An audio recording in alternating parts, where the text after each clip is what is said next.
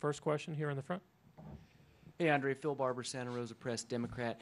It was a physical, even chippy game, and maybe that's what Cleveland wants. How do you straddle that fine line between matching their intensity but not getting drawn into the type of game you guys don't want to play? Well, I think this team, going back to when Steph first got in the league and he first started establishing himself as that guy, he's seen it a lot. You know, even when I played against him in the playoffs when I was in Denver, you know, there was talk, let's get into him, let's hit him, let's see how he responds to, you know, being physical. So I think he's seen it a lot throughout his career. We've seen it this year a lot, even in the regular season. So we know how to adjust, stay physical, but not let it take us away from who we really are. Left side, the fourth. Andre, right here. Take us through the end of the game when you're in there and you're watching superstar versus superstar make amazing shot after amazing shot. What's being called in the huddle? Are there plays being called, or just the coach asking the chef to cook something up there? We just in the flow, and I think that's what makes both teams great, is that every player understands their role, and guys on this team understand Steph is a great player. He's going to make everyone else on the team great, and at the same time, we're going to help him be great. That's just setting picks for him, getting the ball to him in the spots he likes, setting flare screens for him. You know, they double team him, being an outlet for him. So we just all feeding off each other, and we know when it's crunch time and we need a big shot, we know where to get on the ball. Have you seen him get better in the past couple of games? Oh, for sure. Small things, and the average fan wouldn't see it, but you know, I'm watching him come out of pick and rolls and using his jump stop, something we drew every single day, where he always had a problem with kind of floating passes out of a pick and roll and getting, you know, turnovers. He had one or two tonight, but he's consistently gotten better at pivoting out of those double teams, hitting the right guy, letting the game float, taking better shots. You know, his mind's getting better and better, and he has even more room to improve. In the middle. Andre, Daniel Zilberstein, Sport 5. Were you surprised with the Haka-Iggy tactic, and do you intend to change anything? No, not surprised at all. But going forward, you got to expect it and got to prepare for it. So got a day tomorrow when we get to Cleveland to prepare for it, and it's a challenge. Just like any other challenge, you want to meet it head on and be ready for it. And in the front. Andre, with the hacking strategy, did you see at the end there when Draymond came in to block Iman when he was coming over to foul you? No, I didn't see it. I think we called timeout, it was just so much going on, so I didn't get a chance to see it.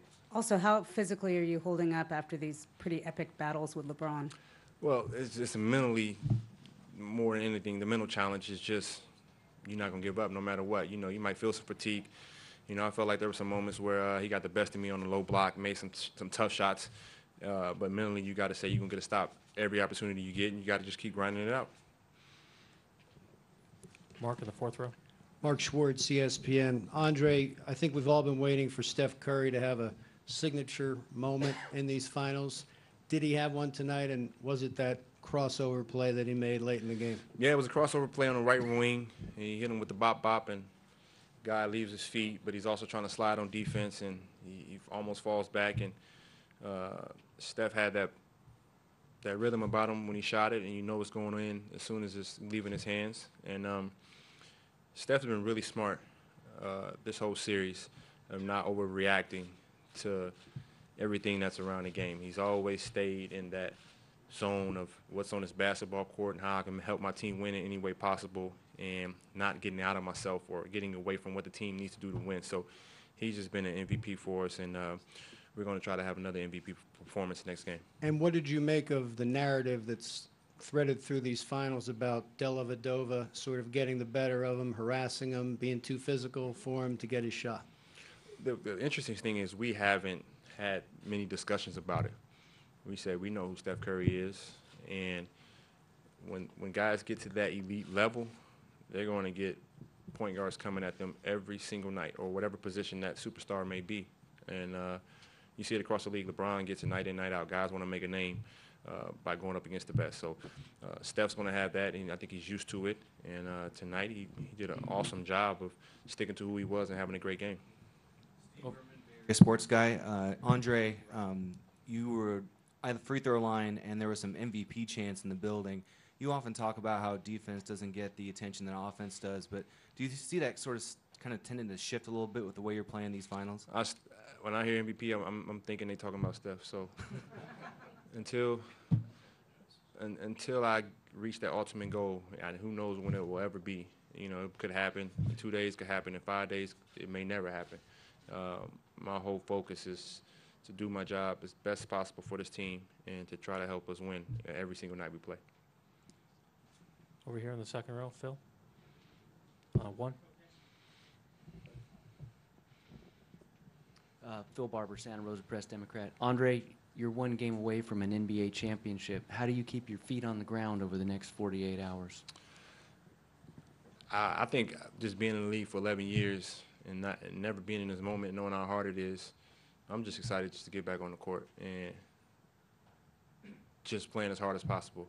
And win, lose, or draw, just knowing I gave it my all throughout the whole process. I don't think a trophy or a ring can really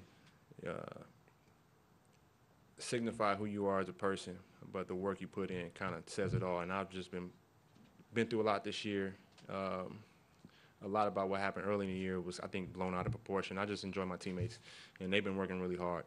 And we got this goal in mind, and we've just been really fighting to try to get it. And every opportunity we get here going forward, we're going to play hard. Any other questions?